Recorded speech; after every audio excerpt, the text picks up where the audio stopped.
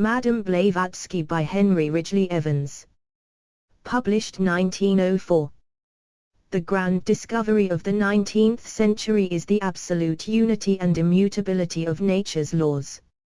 It would seem that this would be the death blow to superstitions of all kinds, particularly of magic arts, etc. But such is not the case. Astrology, chiromancy, theosophy and the occult sciences occupy a large place in modern thought, literature and polite society on both sides of the Atlantic.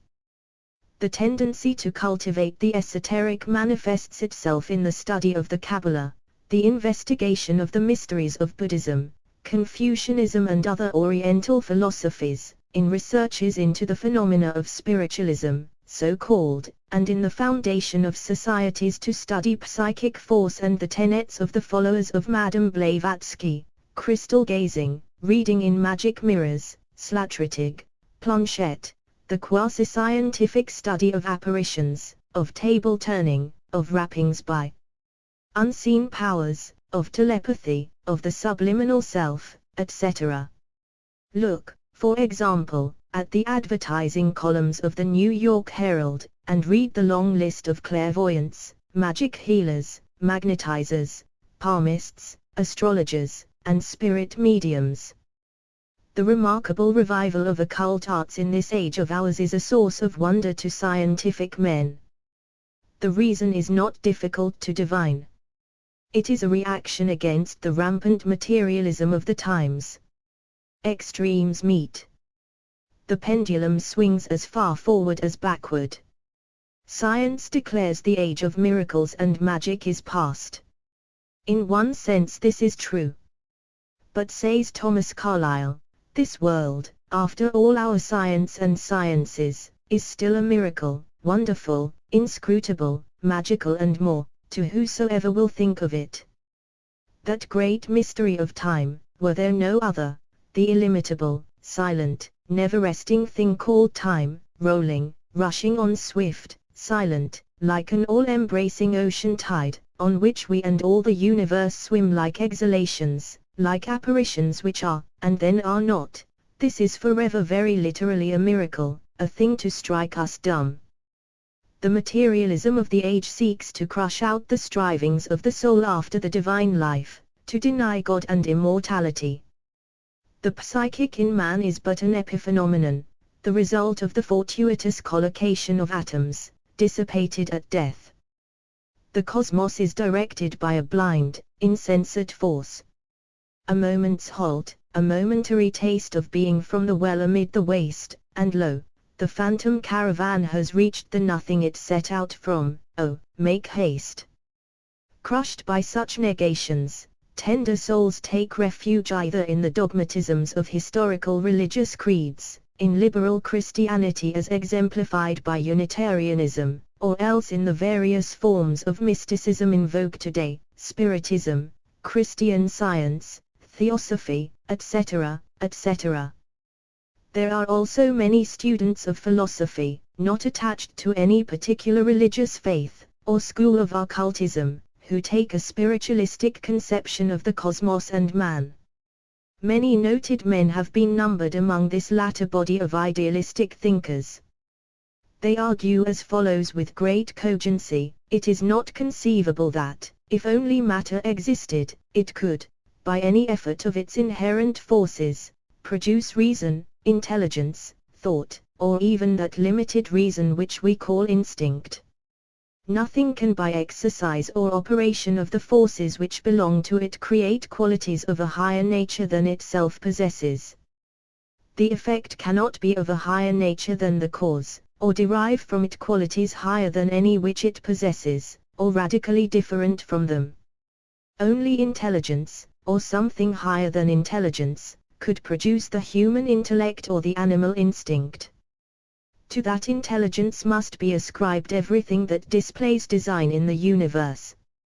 The learned scientist, Joseph LeConte, in his Evolution and Religious Thought, has written as follows, on the proof of personality behind nature: if the brain of a living, thinking man were exposed to the scrutiny of an outside observer with absolutely perfect senses, all that he would or could possibly see would be molecular motions, physical and chemical. But the subject himself, the thinking, self-conscious spirit, would experience and observe by introspection only consciousness, thought, emotions, etc. On the outside, only physical phenomena, on the inside, only psychical phenomena. Now, must not the same be necessarily true of nature also?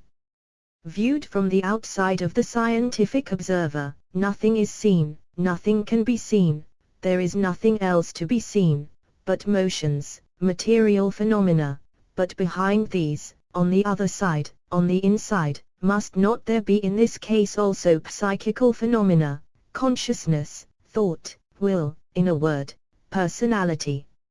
In the only place where we do get behind physical phenomena, viz., in the brain, we find psychical phenomena. Are we not justified, then, in concluding that in all cases the psychical lies behind the physical? Thus then we see that our self-conscious personality behind brain phenomena compels us to accept consciousness, will, thought, personality behind nature.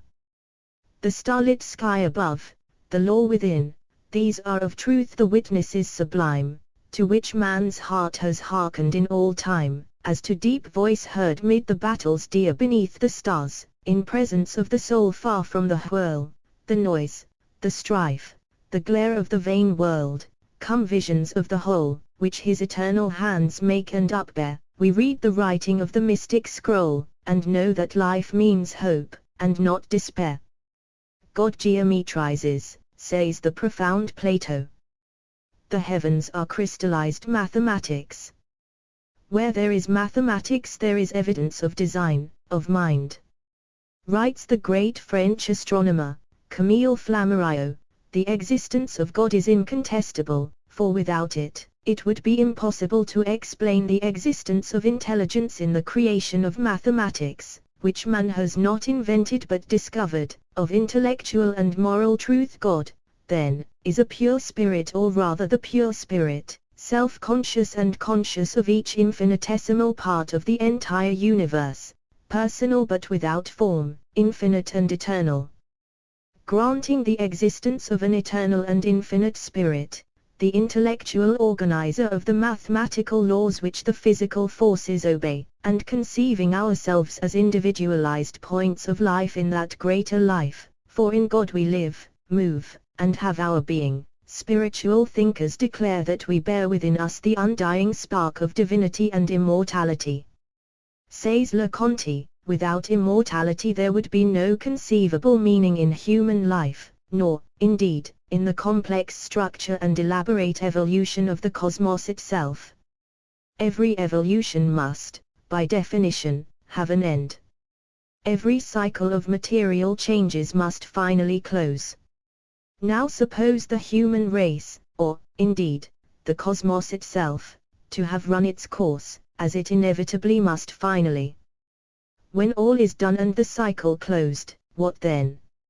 Evidently without immortality it would be exactly as if it had never been at all. The whole elaborate history of the cosmos and of the organic kingdom, occupying inconceivable time and culminating in man, would be but an idle dream, an idiot tale, signifying nothing. Can we by reason accept a conclusion which is a stultification of reason? Now the belief in God and immortality is not only universal, unless destroyed by a shallow scientific philosophy, but was at all times, is now, and ever will be, a necessary condition of human improvement. Without it man would never have emerged out of animality into humanity, or, having thus emerged, would never have risen above the lowest possible stages. It is simply inconceivable that what has ever been the necessary condition of human progress should have no foundation in the laws of nature, should have no objective reality corresponding thereto. Or take the following statement: the universe is the body of God, humanity is the soul of God, God himself is the Spirit of God. From this we recognize the truth of the opinion of the pantheists, who declared that God was the universe, but we also see their error, when they refuse to acknowledge in him any innate consciousness. For as the consciousness of man is independent of the millions of cells which compose his body, so the consciousness of God is independent of the molecules of the universe and of man which form its body and its soul. We might partly destroy the universe without in any way diminishing the divine personality, even as the forelimbs can be cut off a man without his losing the consciousness of the integrity of his personality. This is why the conclusions of SQUIRREL and Hartmar are partly erroneous. God is the Absolute, the essence of which is impenetrable, formed of the universe as body, of humanity as soul, and of himself as spirit. Strong minds may hold a rational belief in theism and immortality, based upon the conclusions of the sanest thinkers of the idealistic school, tempered and restrained by science, like Martiaux, Leconte and John Fiske, without committing excesses in metaphysics.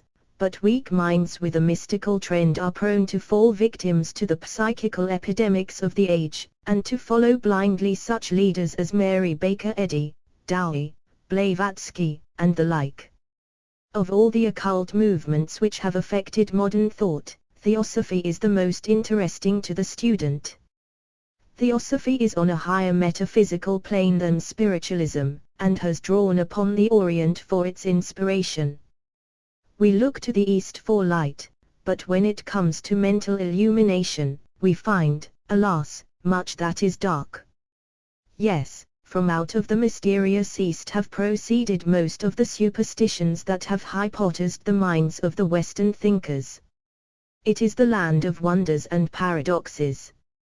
And even homotheism, which abandons the idea that God is a being, a person, or an individual of any kind, but characterizes him as the superpersonal presence of the eternal that shapes and creates the world, manifesting himself in natural laws, does not brook materialism, nor denies the spirituality that pervades the cosmos. Dr. Paul Camps may, in the opinion of supporters of the traditional belief in God, go to the verge of atheism, but he recognizes the significance of facts spiritual and the indispensableness of the idea of immortality. In hand with the most grotesque idol worship is a metaphysics of remarkable subtlety. It is the land of contrasts. A renaissance in the East, says a well-known writer, means a new religion. A renaissance in the West signifies the death of a religion and the growth of positive knowledge. 'Tis well said. The Orient is immersed in a dream, the Exide is awake and acting. The East is well symbolized by a gigantic sphinx, half buried in shifting sand, brooding upon the problem of existence and dreaming the eternal dream of spirit. To escape repeated transmigration, to become one with Brahma, that is the supreme desire of the Eastern sage. The modern theosophical movement is chiefly to be studied in the career of a single individual, Madame Helena Petrovna Blavatsky, a Russian by birth, who was the founder of the Theosophical Society. Dr. Eliot Coues has called her the She Cagliostro of the 19th century. In the past centuries, the greatest charlatans have been men, for example, Alexander of Abwatachos, Apollonius of Tyre, Comte de Saint-Germain, Mesmer and Cagliostro, but place auxiliary dames, the wheel is bound to turn. This 19th century being the age of women's rights, it is only natural that the greatest charlatan should be a woman, and such a woman, big, fat, frowsy, and gross-looking, a tremendous smoker of cigarettes, possessed of a horrible temper and a vocabulary of words not to be found in works on etiquette, but withal a female of extraordinary mental acumen and personal magnetism, who had the honor of introducing a religious cult to the Western world, a cult that now numbers its adherents by the thousands. Let us turn aside at this juncture to ask, what is theosophy? The word theosophy, theosophia, divine knowledge, appears to have been used about the 3rd century, AD, by the Neoplatonists, or Gnostics of Alexandria, but the great principles of the doctrine, however, were taught hundreds of years prior to the mystical school established at Alexandria. It is not, says an interesting writer on the subject, an outgrowth of Buddhism, although many Buddhists see in its doctrines the reflection of Buddha. It proposes to give its followers the esoteric, or inner spiritual meaning of the great religious teachers of the world. It asserts repeated reincarnations, or rebirths of the soul on earth, until it is fully purged of evil, and becomes fit to be absorbed into deity whence it came, gaining thereby nirvana, or unconsciousness. Some theosophists claim that nirvana is not a state of unconsciousness, but just the converse, a state of the most intensified consciousness, during which the soul remembers all of its previous incarnations. I shall now introduce Madame Blavatsky to the reader, through the medium of Colonel Olcott, whose striking pen picture of her is worthy of record. 2. In the year 1874, Colonel Henry S. Olcott, a special correspondent of the New York Graphic, was sent to investigate the alleged spiritistic phenomena occurring in the Eddy family of Shetid, VT. The place where the ghosts were materialized was a large apartment over the dining room of the antiquated homestead. A dark closet, with a rough blanket hung in front of it, was the cabinet. From this cabinet the shades of the departed came forth to hold converse with the awestruck sitters, who had come from far and near to witness the phenomena. Olcott not only saw the ghosts, but he met his fate in the shape of a Russian occultist, who came to the place to acquaint herself with the methods of American spiritualists. But let me quote the journalist's own words: "My eye was first attracted by a scarlet Garibaldi skirt the former wore, as being in vivid contrast with the dull colors around. Her hair was then a thick blonde mop, worn shorter than the shoulders, and it stood out from her head, silken, soft, and crinkled to the roots, like the fleece of a Cotswold ewe. This and the red skirt were what struck my attention before I took in the picture of her features. It was a massive Kalmuck face, contrasting in its suggestion of power, culture and imperiousness, as strangely with the commonplace visages about the room as her red garment did with the grey and white tones of the wall and woodwork, and the dull costumes of the rest of the guests." Colonel Olcott scraped an acquaintance with this eccentric character. She informed him that she was Madame Helene Petrovna Blavatsky, a Russian lady of distinction, a believer in Spiritism and a student of occultism, who had traveled in Egypt and India, searching for antiquities at the base of the pyramids, witnessing the mysteries of Hindu temples, and pushing with an armed escort far into the interior of Africa. She discoursed learnedly of the astral plane, of French and English Spiritism, and fascinated Olcott with reminiscences of foreign travel. Little did he imagine at the moment that she was to develop into the greatest pythoness of the age, the introducer into the Exide of a new religious cult, the modern priestess of Isis, and that he, the prosaic newspaper reporter, would evolve into her coadjutor and grand hierophant of the mysteries, the greatest and most ardent exponent of her so-called system of occultism and magic. No sooner had Madame Blavatsky arrived than spirits from Russia, the Caucasus, India and Egypt materialized in the Eddy Ghost Cabinet. The mise-en-scène changed to an oriental and barbaric background, in honor of the great progenitor of modern theosophy. Among other things that took place was the writing of Madame Blavatsky's name upon a card, by a spirit hand, in Russian script. But, says Colonel Olcott, I doubt if any circle ever witnessed a more astonishing spiritual feat than that which I am about to relate. The evening of October the 24th, 1874, was as bright as day with the light of the moon, and, while there was a good deal of moisture in the air, the atmospheric conditions would, I suppose, have been regarded as favorable for manifestations. In the dark circle, as soon as the light was extinguished, George Dix, a spirit control of the Eddy brothers, addressing Madame de Blavatsky, said, Madam, I am now about to give you a test of the genuineness of the manifestations in this circle, which I think will satisfy not only you, but a skeptical world besides. I shall place in your hands the buckle of a Medal of Honor worn in life by your brave father, and buried with his body in Russia.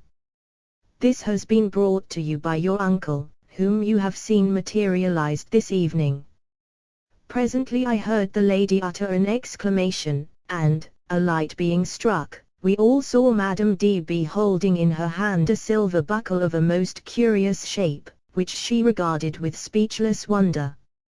When she recovered herself a little she announced that this buckle had, indeed, been worn by her father, with many other decorations, that she identified this particular article by the fact that the point of the pin had been carelessly broken off by herself many years ago, and that, according to universal custom, this, with all his other medals and crosses, must have been buried with her father's body. The medal to which this buckle belongs was one granted by the late Shah to his officers after the Turkish campaign of 1828. The medals were distributed at Bucharest, and a number of the officers had buckles similar to this made by the rude silversmiths of that city. Her father died July 15, 1873, and she, being in this country, could not attend his obsequies.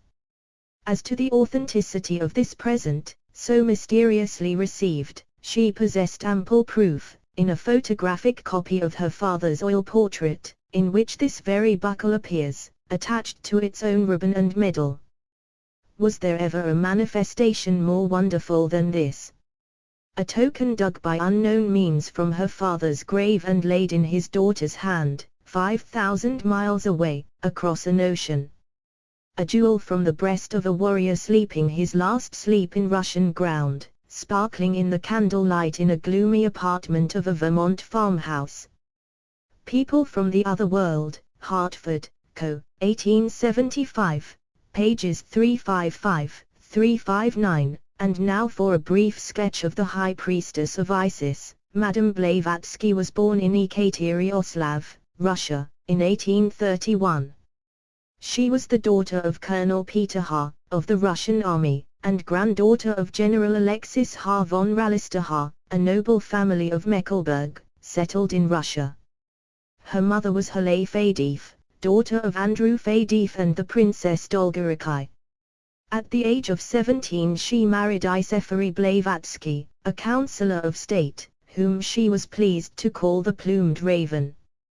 He was old and gouty, being 43 years her senior. The marriage was not a happy one, and the couple separated by mutual consent at the expiration of 3 months.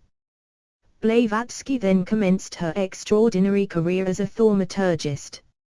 Syed, author of certain works on occultism, wrote a biography of the Russian adventuress, but it is so replete with much else stories that little credence can be given to it.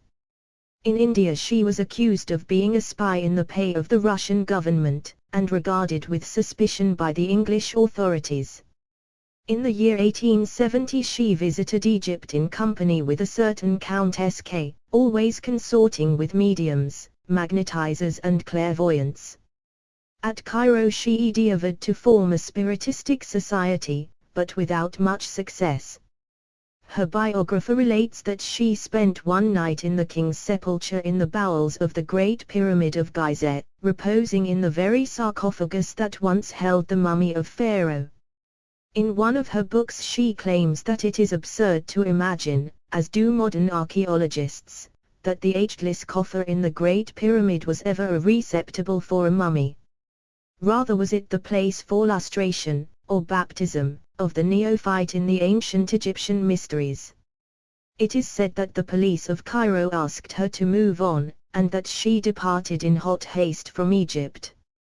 Several times she turned up in Russia after her Eastern sojourns, once at a gloomy chateau in Tiflis, the residence of a relative, prince, where she gave sieces during the long winter evenings. Then she came to the United States, from which time dates the Theosophical epidemic. Madame Blavatsky claimed that there exists in Phi Beta Brotherhood whose members have acquired a power over nature which enables them to perform wonders beyond the reach of ordinary man. She declared herself to be a chela, or disciple of these adepts and Mahatmas, and asserted they took a special interest in all initiates in occult lore, being able to cause apparitions of themselves in places where their bodies were not, and that they not only appeared but communicated intelligently with those whom they thus visited, and themselves perceived what was going on where their phantoms appeared. This phantasmal appearance she called the projection of the astral form. The Madam did not claim to be the founder of a new religious faith, but simply the reviver of a creed that has slumbered in the Orient for centuries, and declared herself to be the messenger of the Mahatmas to the scoffing world. Theosophy would have amounted to little had it not been for the fact that it was exploited by the Theosophical Society, an organization which saw the light of day in New York, October 30, 1875. Madame Blavatsky is generally credited by her followers with being its founder, but there is considerable doubt on this point. As originally organized, the society was not intended as a medium for the propagation of esoteric Buddhism and Brahmanism, but for the prosecution of psychical studies. A lecture given in New York City by a certain George H. Felt, before a select coterie of ghost seers, primarily led to the founding of the Theosophical Society. The term Theosophy was chosen expressly on the basis of the first meaning given to that word in Webster's dictionary, any system of philosophy or mysticism which proposes to attain intercourse with God and superior spirits, and consequent superhuman knowledge, by physical processes, as by the theurgic operations of some ancient Platonists, or by the chemical processes of the German fire philosophers. Hence the first sentence of the original preamble of the Theosophical Society reads, "The title of the Theosophical Society explains the objects and desires of its founders. They seek to obtain knowledge of the nature and attributes of the supreme power and of the higher spirits by the aid of physical processes." Mr. Arthur Lilly, author of the remarkable work, Madame Blavatsky and Her Theosophy, writes as follows regarding the foundation of the Theosophical Society. He takes his facts mainly from Colonel Olcott and Mrs. Hardage Britton, an original member of the Society. The Cairo experiences, of the Madam, being more recent than the Thibata, the Theosophical Society was at first Egyptian as to its local color. Its moving spirit was a Mr. Felt, who had visited Egypt and studied its antiquities. He was a student also of the Kabbalah, and he had a somewhat eccentric theory that the dog-headed and hawk-headed figures painted on the Egyptian monuments were not mere symbols, but accurate portraits of the elementals. He professed to be able to evoke and control them. He announced that he had discovered the secret formularies of the old Egyptian magicians. Plainly, the Theosophical Society at starting was an Egyptian school of occultism. Indeed, Colonel Olcott, who furnishes these details, diary leaves in the Theosophist, November to December, 1892, lets out that the first title suggested was the Egyptological Society. Madame Blavatsky's mind, in short, was adaptive rather than original. She took spiritualism from home, the Brothers of Luxor from Colonel Olcott, the notion of controlling elementals from Mr. Felt. And hearing for the first time about Mahatmas from Dayada Sarasvati, she promptly assimilated them likewise. In this occult society Madame Blavatsky came rapidly to the front and began to exploit the vagaries of Indian mysticism.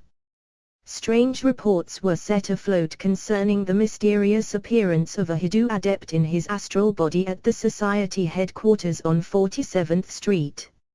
It was said to be that of a certain Mahatma Kuthumi, who left behind him as a souvenir of his presence a turban, which was exhibited on all occasions by Colonel Olcott.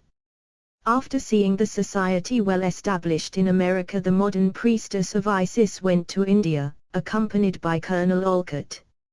She went first to Bombay, thence to Madras, and afterward to Adyar. A rambling East Indian bungalow was fitted up as the headquarters of the Theosophical Society, and a certain M. and Madame Coulomb were installed as librarian and assistant corresponding secretary. One of the rooms of the bungalow was fitted up as an occult cabinet, or cease apartment, with a cupboard against the wall, known as the shrine. In this shrine letters were received from the Mahatmas, and from it were sent by a sort of spiritual post located somewhere in the fourth dimension of space. Astral appearances of adepts were seen in the room and about the grounds of the building. The news spread like wildfire. Anglo-Indian theosophists flocked to the place. The genuineness of the phenomena was not doubted. But now Madame Blavatsky quarrelled with the Coulombs. During her absence in Europe with Colonel Olcott, in 1884, the Coulombs were expelled from their positions by the General Council of the Society. In revenge they published parts of certain letters purporting to have been written them by the High Priestess, in the Madras Christian College magazine. These letters, if genuine, unquestionably implicated Madame Blavatsky in a conspiracy to produce marvelous phenomena fraudulently. The London Society for Psychical Research sent Dr. Richard Hodgson to India to investigate the matter and report upon the occult phenomena produced at the bungalow. His report, published in the Transactions of the Society for 1885, is most voluminous and painstaking. After perusing it, no sane person can doubt the truth of his statements, viz., that jugglery and trickery were used to accomplish the so-called transportation of ponderable objects, including letters, through solid matter, the precipitation of handwriting and drawings on previously blank paper, astral appearances, etc. Dr. Hodgson sums up his case as follows. She, Madame Blavatsky, has been engaged in a logcachiude combination with other persons to produce by ordinary means a series of apparent marvels for the support of the Theosophic movement. To that in particular the shrine at Adyar, through which letters purporting to come from Mahatmas were received, was elaborately arranged with a view to the secret insertion of letters and other objects through a sliding panel at the back, and regularly used for the purpose by Madame Blavatsky or her agents.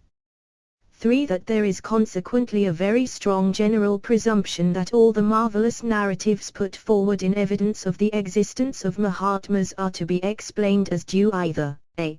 to deliberate deception carried out by, or at the instigation of, Madame Blavatsky, or, b. to spontaneous illusion or hallucination, or unconscious misrepresentation or invention on the part of witnesses.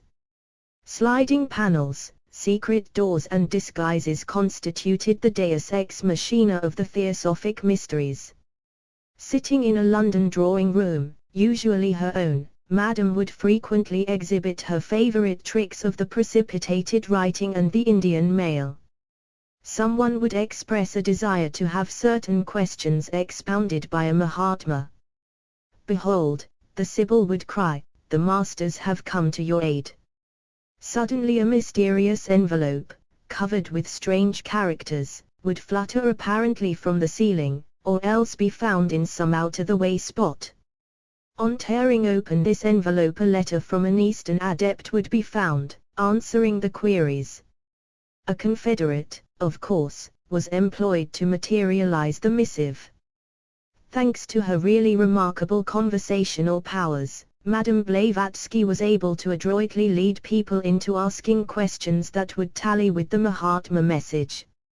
A number of books have been written about Madame Blavatsky and her theosophy. Perhaps the most interesting is that of the Russian journalist and literator, Vsevolod Solovyov, who was in Paris in 1884, studying occult literature and preparing to write a treatise on psychic research. One day he read in the Matin that Madame Blavatsky had arrived in Paris. With a letter of introduction from a friend in St. Petersburg, he visited the priestess at her residence in the Rue Notre Dame des Champs, a long mean street on the left bank of the Seine. He says, I climbed a very, very dark staircase, rang, and a slovenly figure in an oriental turban admitted me into a tiny dark lobby. To my question whether Madame Blavatsky would receive me, the slovenly figure replied with a neat monsieur, and vanished with my card, while I was left to wait in a small, low room, poorly and insufficiently furnished. I had not long to wait. The door opened, and she was before me, a rather tall woman, though she produced the impression of being short, on account of her unusual stoutness. Her great head seemed all the greater from her thick and very bright hair, touched with a scarcely perceptible grey, and a trifle frizzed, by nature and not by art, as I subsequently convinced myself. I remarked that she was very strangely dressed, in a sort of black sack, and that all the fingers of her small, soft, and, as it were, boneless hands, with their slender points and long nails, were covered with great jeweled rings. So much for a striking pen picture of the Pythoness. Madame received her fellow countryman most cordially. She begged him to join the Theosophical Society, and produced for him her astrobeloi phenomenon. She excused herself to see to some domestic duty, and on her return to the sitting-room the phenomenon occurred. Says the journalist, she made a sort of flourish with her hand, raised it upward, and suddenly I heard distinctly, quite distinctly, somewhere above our heads, near the ceiling, a very melodious sound like a little silver bell or an Ollier harp. What is the meaning of this? I asked. This means only that my master is here, although you and I cannot see him. He tells me that I may trust you, and am to do for you whatever I can. Verset sous sa protection, henceforth and forever / Soloviev was not convinced of the genuineness of the phenomenon, but he said nothing to the madam. He asked himself this question, why was the sound of the silver bell not heard at once, but only after she had left the room and come back again? However, he joined the society, and kept his eyes open. Madame Blavatsky introduced him to the Hierophant Olcott, who showed him the turban that had been left at the New York headquarters by Mahatma Kuthumi. In August, 1885, he visited the madam at Wurzburg, Germany. It was after the Coulomb affair, and she was sick at heart and in body. A little Hindu servant, Babaji, was her sole attendant at the spa. Every day, writes Soloviev, when I came to see the madam she used to try to do me a favor in the shape of some trifling phenomenon, but she never succeeded. Thus one day her famous silver bell was heard, when suddenly something fell beside her to the ground.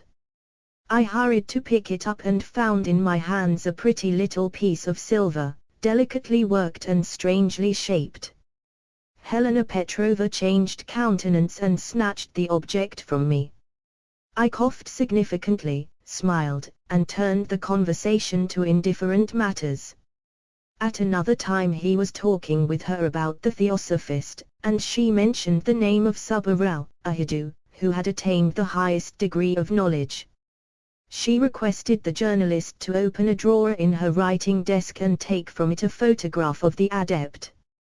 I opened the drawer, says Soloviev, found the photograph and handed it to her, together with a packet of Chinese envelopes, such as I well knew. They were the same in which the elect used to receive the letters of the Mahatmas Maurya and Kuthumi by astral post.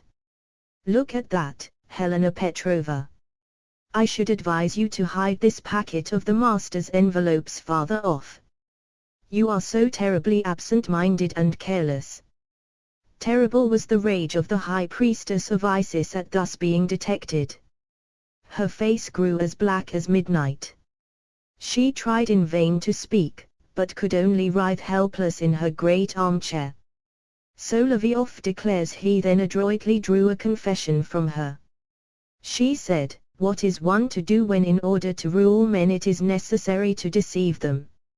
She begged him to go into a co-partnership with her to astonish the world. He refused. Then, after repeated denials of fraud, she broke down utterly and wrote him, according to his statement, a full confession of her many impostures. This confession she subsequently denied and declared a forgery. Forgery or not, the Paris Theosophists believed it genuine, and their lodges were disrupted in consequence. Soon after this event the great occultist went to England and made a convert of Annie Besant, the socialist, authoress and atheist. Finally came the end. The High Priestess died in London, May 8, 1891. Her body was cremated and the ashes were divided into 3 equal portions, one of which was sent to Adyar, India, one to New York, and the third retained in London. The American shrine is a marble niche in the wall of the Theosophical headquarters, 144 Madison Avenue. The ashes repose in a bronze urn. And so ended the famous priestess of Isis. To her followers she was the greatest worker of miracles since the Christ. Once a year they celebrate the anniversary of her death. The day is called White Lotus Day, why, I know not. The lotus in the East is the symbol of purity, it also typifies the doctrine of perpetual cycles of existence. The reader can make his or her own application of the emblem. The question may now be asked, did Madame Blavatsky really possess any occult powers, or was she simply a juggler with a well-rehearsed repertoire of sleight-of-hand tricks? Such phenomena as the materializatio of roses, astral bell sounds and answers to sealed letters are well-known feats to any medium or conjurer.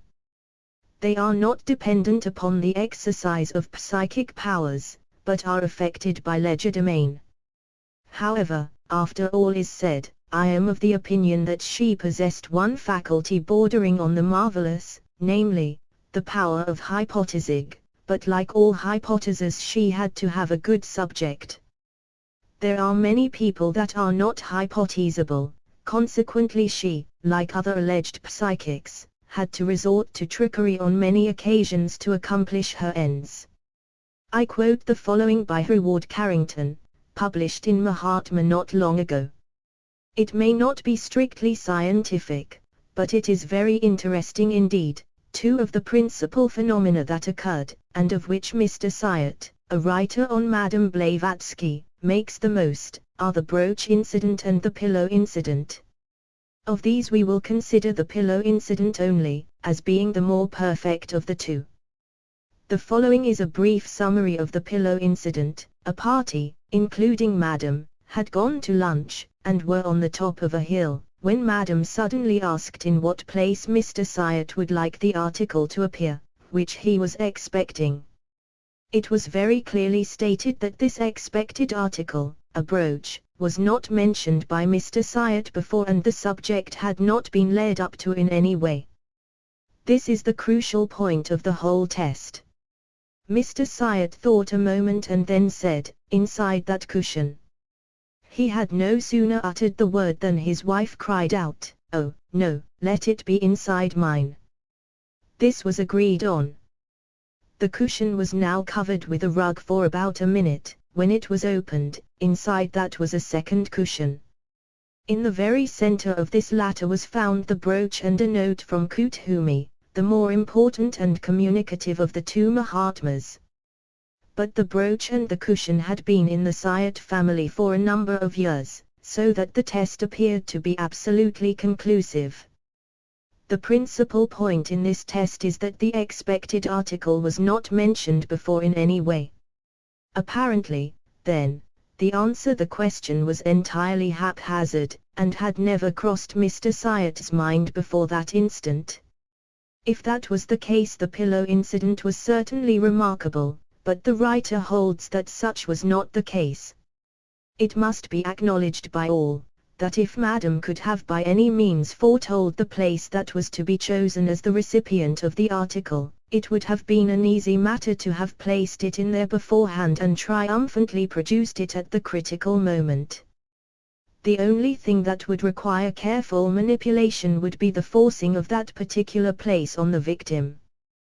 But there was no forcing in this case, as Mr. Syatt is particular in reminding the reader, consequently it could not have been done in that subtle way.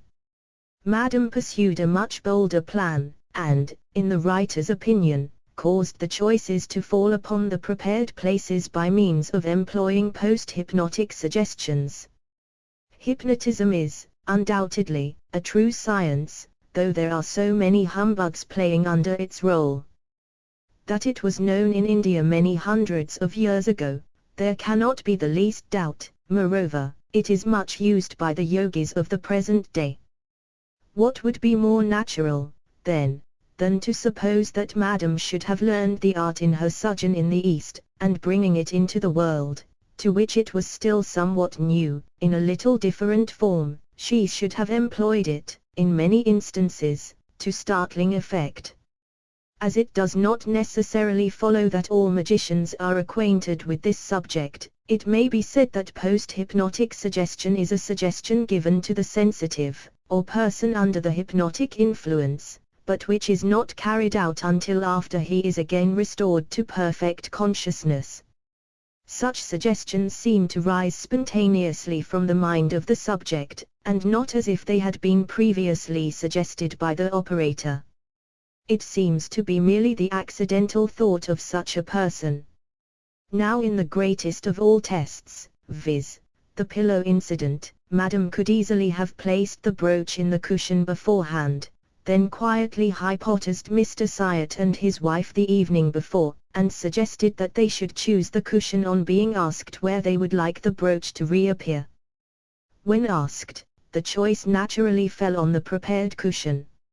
If Madam had failed, nothing would have been said about it, but as she succeeded, a grand test was the result. Madam Blavatsky is known to the world of letters as a writer of two ponderous works of a philosophical or mystical character, explanatory of the esoteric doctrine, viz., Isis Unveiled, published in 1877, and The Secret Doctrine, published in 1888. In the composition of these works she claimed that she was assisted by the Mahatmas who visited her apartments when she was asleep, and wrote portions of the manuscripts with their astral hands while their natural bodies reposed entranced in Theosophical lamaseries.